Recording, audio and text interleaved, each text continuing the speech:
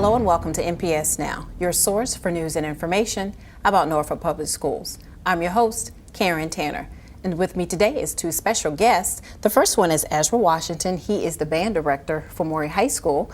And then we have Steve Clendenin, who is the band director at Granby High School. Welcome to NPS Now. Thank you. Thank you. I'm glad I got your name right, Steve. I know. I was It's a speaking hard with you one. about It's that. a hard one. I'm used to it. I love it. Anyway, tell me a little bit about your programs each. How long have they been going? Approximately how many band students do you have? Well, Maury High School, what is it, 111 years now, I think? Wow. And they've had a band program every single year. I've been on staff with Maury for 10 years. This is my 10th year. Currently in the marching band, there are 75 students. And in the greater band program, I think I have 109 last time I counted. Yeah, what about Granby? Yeah, about the same. We've been around for a long time, since the 30s, and long tradition of great band programs. And I've been at Granby for 14 years, and direct marching band, concert band, jazz band, and about 115 total students. And kind of like Ezra, I think we march close to 70 kids, and it fluctuates from year to year. And so our bands are known for playing at football games, but particularly during halftime. What's so fun and special about performing during the halftime game, Steve? Well, I think for the kids, the best chance for them to perform for their peers and all of their friends. You know, when you're going to competition, it's mostly you're performing for judges and some parents, but performing for the fans and the big Granby crowds, you know, that's a big rush for the kids, so they love it. What about Maury? Well, every year we take a different approach to the field show over the halftime show, because sometimes, it's not necessarily going along with what's going on in the football game. Sometimes, we have a good team, maybe they're winning a lot or they're struggling a little bit. The whole focus is to try to get the crowd into it, just kind of draw in the audience so that they can have something to do besides just go get some hot dogs during halftime or something.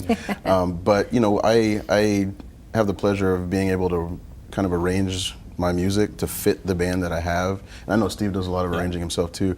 And it's great because we get to really highlight the abilities of the kids the way that they are. And so it's a really good thing. Right. I know some of our high schools invite their band folks to come back for homecoming. Like I know Booker T does that. They have the alumni band. Do any of your schools do that? We've done that in the past. We've had a couple students come back sometimes. Currently this year, I know that I do, and I think you do too, have some students that are kind of there as techs, marching band techs to help out the students throughout the whole marching season. Former students of each other that they come back and help, usually drummers, but other people come back and help too. So aside from the football games, where else do our bands perform? Well, I know for us, we've performed throughout the years, many competitions along the East Coast. We were involved in the Tournament of Bands, and we performed everywhere from, we went up to Delaware, Pennsylvania.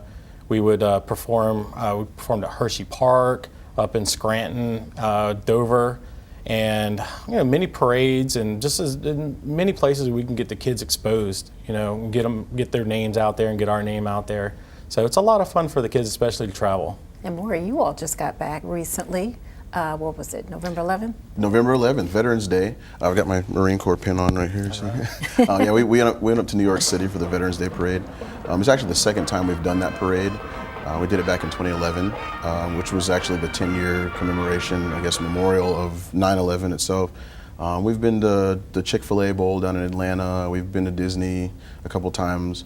But, the same thing as what Steve was saying. You want to take the kids kind of out of their normal element, and so they can see that their efforts and their commitment will take them places with their music. So is that the benefit for them doing this, Steve?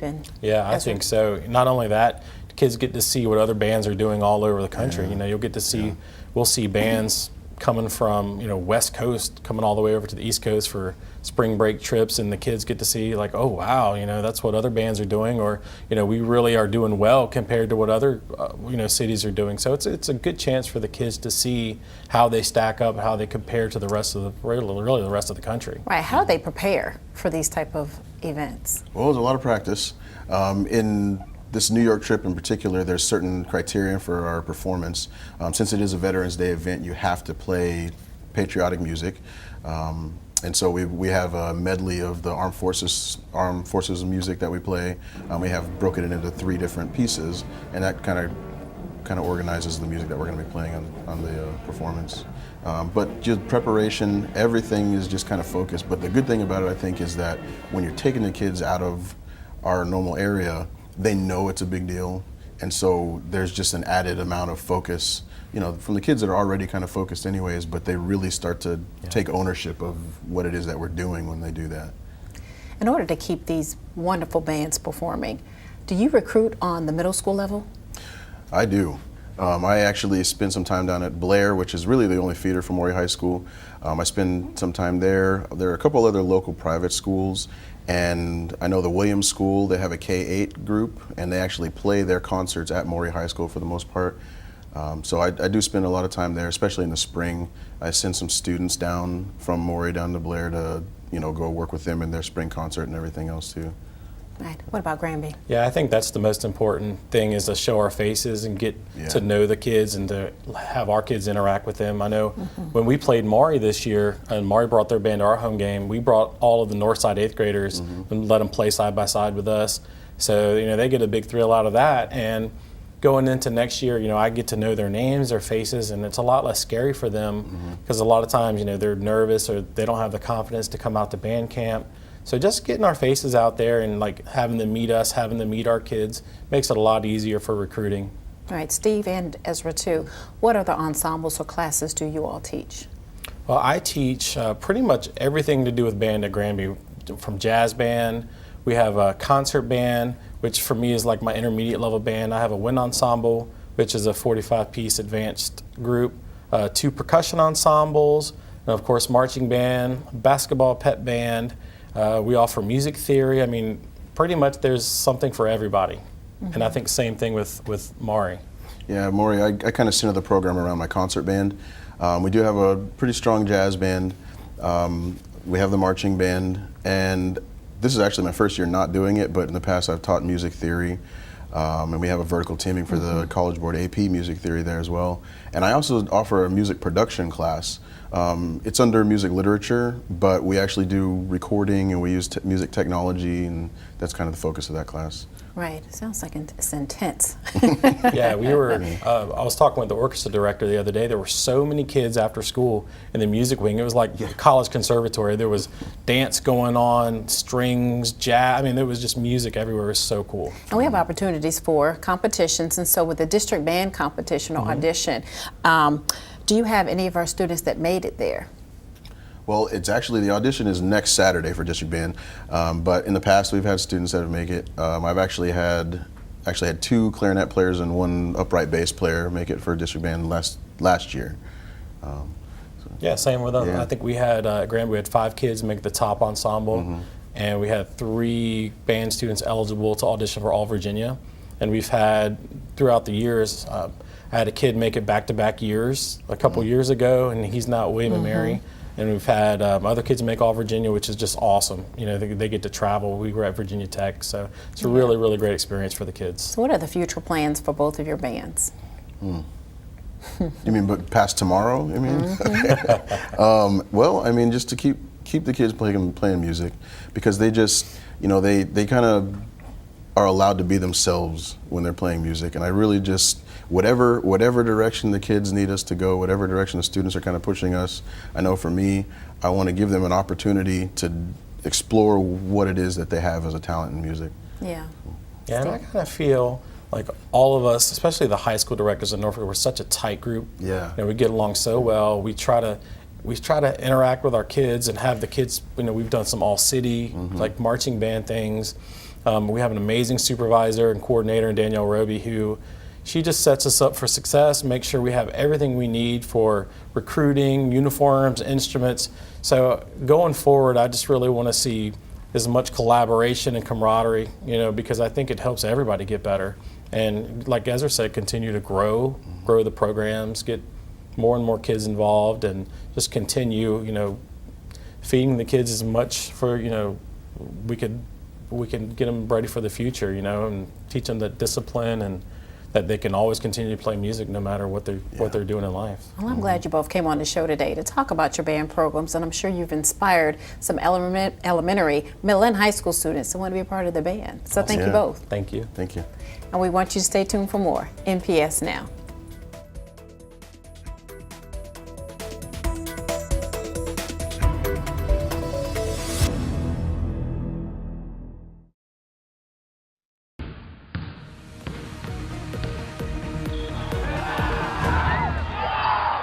Welcome back to NPS Now. I'm Steve Sutmiller, Senior Coordinator of Athletics. We have a lot of things happening around the district, so let's take a look. Norfolk State University held their first annual Future Leaders Day. As part of a partnership between Norfolk Public Schools and NSU, middle school students were able to watch a women's game at Joe Eccles Arena as the Spartans took on Loyola. Melanie, talk a little bit about the logistics that went into planning this event. It was truly a team effort from everyone on campus. We had our academic staff involved, our athletic staff, police, parking, just everyone to help make this a successful event. Okay. This was the first event with Norfolk Public Schools in Norfolk State. So how many students attended the first one? We have roughly about 1,000 students, so we're looking to grow it every year, and this is a great turnout this year. Okay. So how did the student athletes assist, the Norfolk State student athletes assist in helping with this event? And see, this is good. All our student athletes came out, got involved. They helped be the host for each one of the schools, and they helped just make sure it was an enjoyable experience. This is the first time, so what's your initial impression? Our goal is to pack the house, but this is a great turnout this year, so I think it's really good, and I think everybody that was involved, from Norfolk Public Schools, the principals, everybody who got involved to make this a success. You talk about goals to pack the house, but what is the ultimate goal to have this partnership with Norfolk Public Schools and Norfolk State University? We definitely want the students to be introduced to Norfolk State. We want them to get them on our campus, see what our campus is like, see what our programs are like, our teams, our band, our cheerleaders, and make sure that they have an enjoyable experience so they're going to have aspirations to come to college. Granby High had a fall signing ceremony where 7 student athletes revealed where they will go to school next year. In the cozy confines of the small forum, Athletic Director Tommy Staples shared some words of wisdom to the group. As you can see, we have a great group of young men and women here to officially sign early to their college commitment. I can't say how proud we are of each and every one of you. Obviously, you put the time and effort into what you do on the field, in the water, on the court, and in the classroom. And I think that's the biggest thing. You can't qualify and commit unless you qualify academically. So I'm very proud of everything that you've done with us. You've represented us very proudly. I think when you go to the next level, I think we kind of prepared you for that next step. Hopefully, you can take it and represent yourself at the next place. When you go to college, one of the things you got to remember is you represent Granby High School, you represent the college that you go to, you represent your family, but you represent yourself first. All right? So make sure you make the right decisions. There are going to be a lot more opportunities in college. Make the right decisions. Going to class is the first one. Make sure you go to class. You're going to have a lot more free time, a lot more chances to not go to class. But you have an academic advisor there, and you'll have coaches there who will make you go to classes. Coaches also had a chance to express their thoughts of seeing their players move on to the next level. 4 baseball players will stay in the city as Ty and Trent Hanchy, along with J.D. Deloach, will head to Norfolk State, while Chris Artis will play at Old Dominion. Haley Grindstaff will play softball at Davis and Elkins.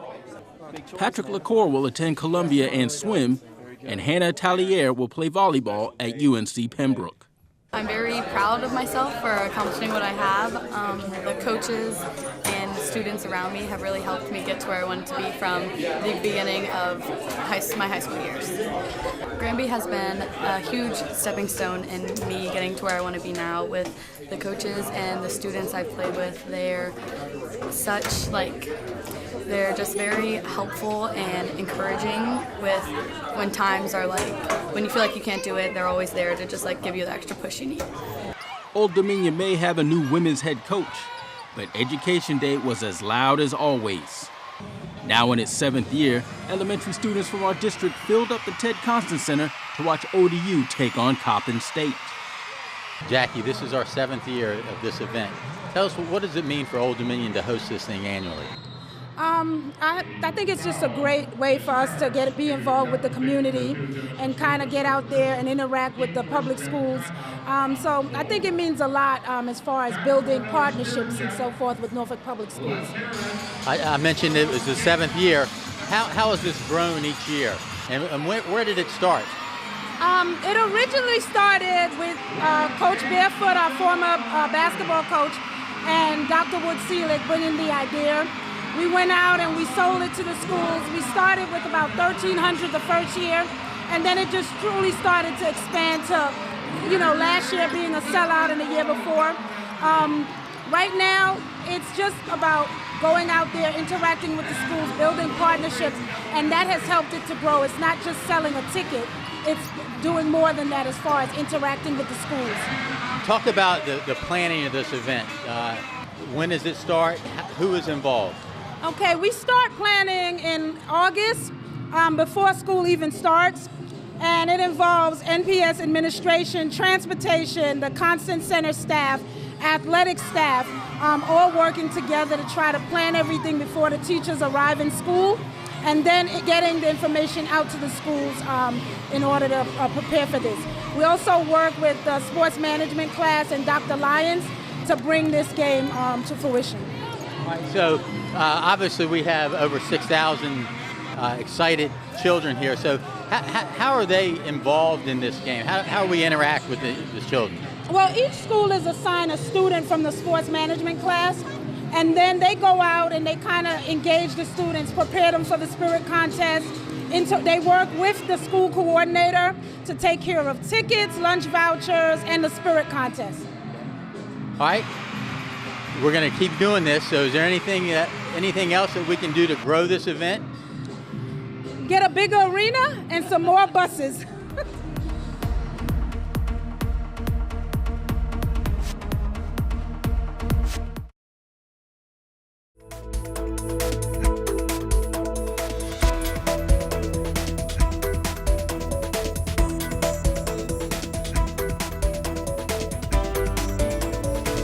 Welcome back to NPS Now. With us today is another two special guests. We have Deborah Marshall. She is the Computer Technology Department Chair at Granby High School. And we have Ebony Campbell, who is the Business Education Teacher at Maury High School. And the two of you are going to discuss Computer Science Week here in Norfolk Public Schools. Welcome to you both to NPS Now. Thank you. Thank you. Yeah, as I just mentioned, it's National Computer Science Week, and ironically, the state of Virginia declared was the first one to adopt standards for computer science. So, Deb, I understand you were part of helping with those standards. Tell us what those are. Correct. We are the first state in the United States to have standards from K through 12, which means computer science standards will be implemented at all levels, elementary, middle, and high school. They are officially on the VDOE website. How do you see these standards transitioning into our schools? At the elementary level, they will be incorporated into the core classes and some of the elective classes. At the elementary level, they are also adopting coding teams, coding clubs in the afternoons, so some collaboration efforts are starting. At the middle school level and the high school level, we will be looking at implementing the classes that the state of Virginia has now said that we can teach and that they've put together curriculum for. Right, and so Ebony, how are we implementing this in our classrooms? Well, on the high school level, we are teaching IT fundamentals, and that is a part of the Exploring Computer Science class. And for middle and elementary, we are implementing clubs for coding. And then also, computer science is being incorporated in the career student technical organizations that we have. So how are we doing with other districts? Are we ahead of the curve? I think we are, because we're implementing these computer science principles now to help the students learn coding. So this week they're participating in Hour of Code. What does that look like for our schools? Well, all of the CTE classes are participating in the Hour Code, and they're using the code.org website to use these activities on code.org to help the students learn more about coding and programming languages. What do those activities look like? They're activities to help them actually put the code in and let they're like games, so it keeps their interest. And it's like games, but they can actually see the code being put in as they play the game. Tell us about the code piece. How are they working in the code? They're working in the code using those activities and games. However, I am teaching IT fundamentals, and that Unit 3 has a web design piece, and they're actually building a web page using HTML and Notepad. Now that's what they're doing at Granby. How are they doing this at Morey? So how are they doing this at Granby? At Granby, we also just finished the web design piece with HTML and Notepad. We also are looking at, in the digital marketing classes, using creating mobile applications, and we will be using and implementing the National Speak Up survey, because it's a national survey that gives all participants a chance to have their voice heard about technology in the classroom and how it needs to change or how they would like to see it change. So is the Hour Code for both of your schools for all grade levels? Yes. It is. What are the students responding or saying about this opportunity?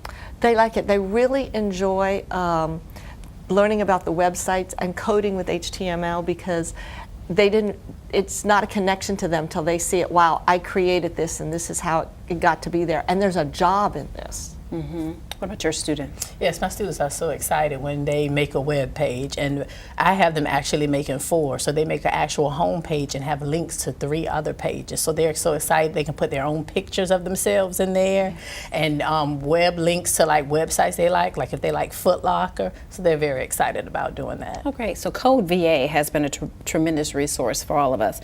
Tell me about your experiences with that group, and especially what they do. With that particular group, I've been able to work on committees with the computer science standards. I have been working with webinars. I've met teachers from all over the state, and I've got to collaborate with them. My students have been able to do the same things that students in the western part of the state are doing, all because of Code VA. What about you, Ebony? Yeah, I think we've become like a family, because you meet these teachers across the state of Virginia and you can call on one another. How did that assignment work for you? How did that activity work for you? So I think that helps when you're teaching a new class. So are they a great resource for you all? Oh, yes. Definitely, definitely. We get emails from them, or at least, I'm sure, but we get emails from them, and we respond back, and then they say, how can we help you? They give us new activities all the time. So what effect has the Code VA training had on our curriculum?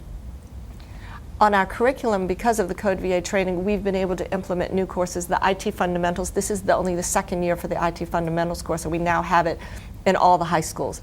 And next year we are looking at going to the next level. We started the survey today for the AP Computer Science Principles course that we will be introducing, and that gives our students equitable, all across the board, all students a chance to take the AP Computer Science Principles test. How about for Morey?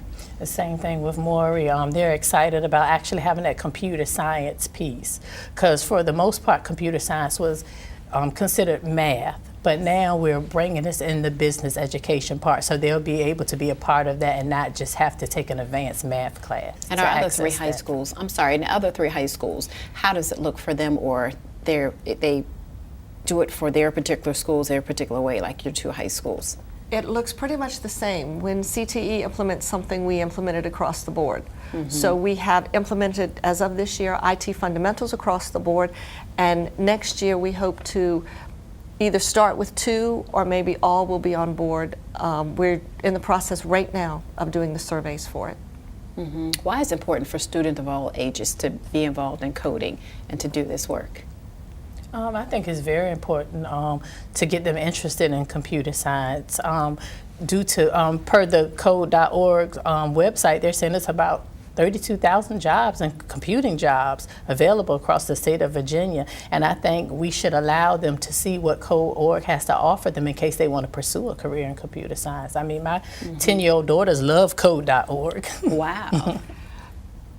Computer science is in every job. Every job that we do, there's some form of coding, and you may not even realize it until you're taught that, oh my gosh, I do that every day, but yet that's code. When a student plays hopscotch, that's coding. So it's implemented across the board, so I think introducing it to them at all ages, that's a good thing. So by the time they work on it in elementary, get the middle in high school, it's more intense. Yes. Yeah, oh, definitely. They walk out with ideas about cybersecurity. They walk out with ideas about how coding is implemented with the being a fire person, being a firefighter, being a policeman. All of that implements coding. And so some of those careers, you'll be beneficial to have learned this information Yes. to move on Yes. to. Well, great. Thank you for informing us about Computer Science Week, and we appreciate you having you on the show today. Thank you for having me. Thank you for having us. We want to thank you for watching NPS Now. It airs weekly on WNPS Channel 47, or you can view us online at www.npsk12.com. If you have any great story ideas or information you'd like to share, email us at npsnews@npsk12.com. We want to thank you for watching NPS Now.